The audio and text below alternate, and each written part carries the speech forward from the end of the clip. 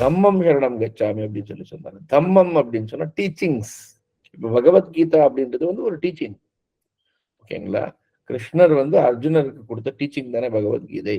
குரான் ஒரு டீச்சிங், ஒரு the Bible ஒரு டீச்சிங், த குரான் ஒரு டீச்சிங், த பகவத்கீதா ஒரு டீச்சிங், ரைட்?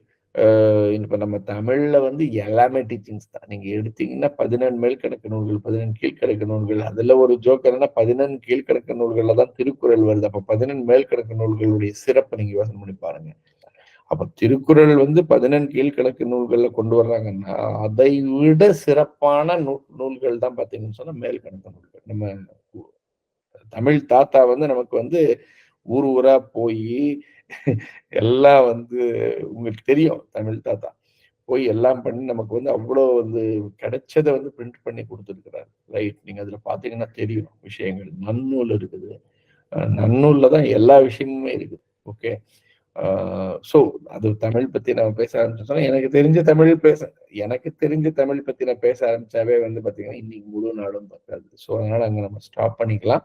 ஸோ தம்மம் சரணம் கச்சாமி அதாவது டீச்சிங்ஸ் எழுதியிருக்கிறாங்க, அதை படிச்சுக்கலாம் நம்ம. ஏன்னா டீச்சர்ஸ் வந்து கிடைக்கிறதுன்றது சிரமம் தான். ஓ, ஒரு பெஸ்ட் எக்ஸாம்பிள். ஓ, எனக்கு வந்து எனக்கு என்ன ஒரு ஆசை அப்படின்னு இருந்துச்சுன்னா, காப் மேயர் கிட்ட ஸ்டூடெண்டா போகணும்னு ஒரு ஆசை இருந்தது.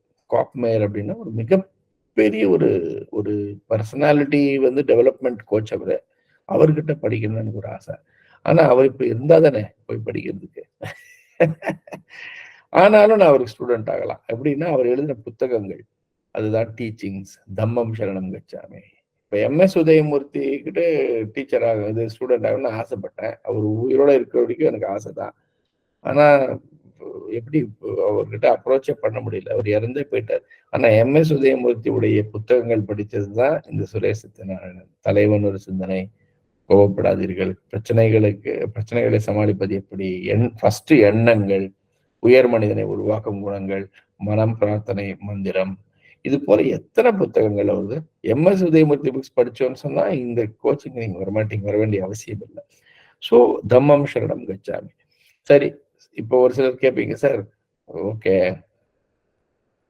புத்தாவும் கிடைக்கல, புக்ஸ் படிக்க தெரியாது, நாங்க படிக்காதவங்க, எங்களுக்கு வந்து எழுத்தறிவு இல்லாதவங்கன்னு சொல்லுங்க. நீங்க யாரும் படிக்காதவங்கன்னு சொல்லாதீங்க. படிக்காதவங்க உலகத்துல இல்ல.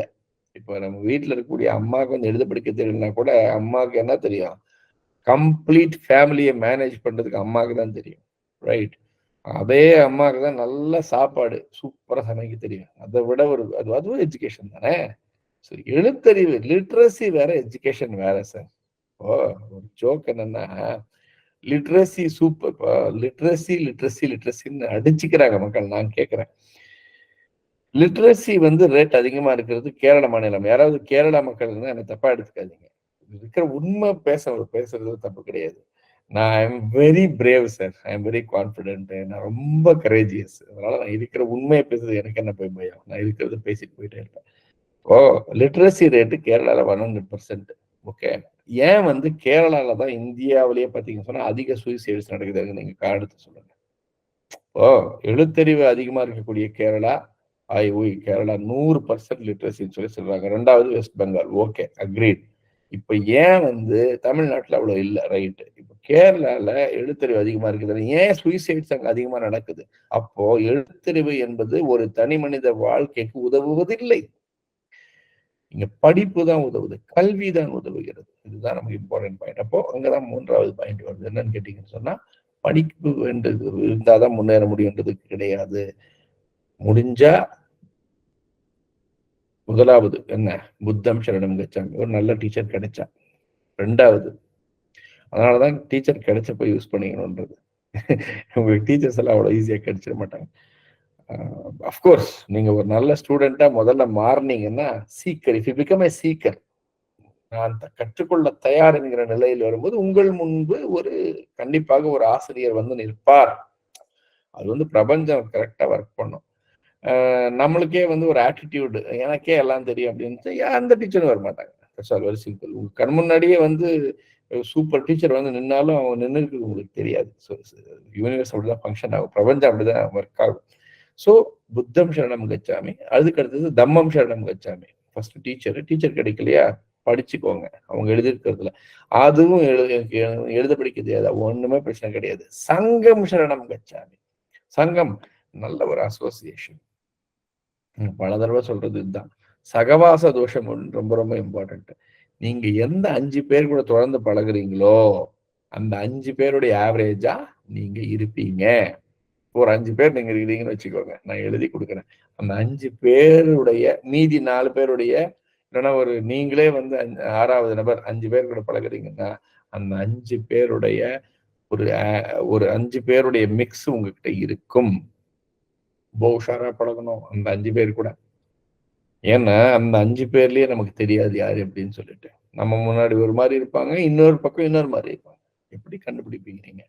ரொம்ப உஷாரா, பெர்ஃபெக்ட்டா, ரைட். எல்லாரும் சொல்றதையும் நம்ம எடுத்துக்கணும். நம்பக்கூடாது. 5 பேரா? இந்த 5 பேர் சொல்றதையும் எடுத்துக்கணும். பட் நம்ப வேண்டாம். யாரா இருந்தாலும் சரி சார். நம்பக்கூடாது. சார், சென்ற நூற்றாண்டு நமக்கு சொல்லிட்டு போயிருக்கிற மிகப்பெரிய பாடம் இதுதான். "உன்னை தவிர நீ வேறு யாரையும் நம்பாதே" அப்படின்ற ஒரு விஷயத்த சொல்லிட்டு போயிருக்கு. எல்லாருடைய தகவலும் எடுத்துக்கிட்டு, நம்ம வந்து ஒரு ஸ்டடி பண்ணலாம். நமக்கும் அறிவு இருக்கு தானே, ஒரு ஸ்டடி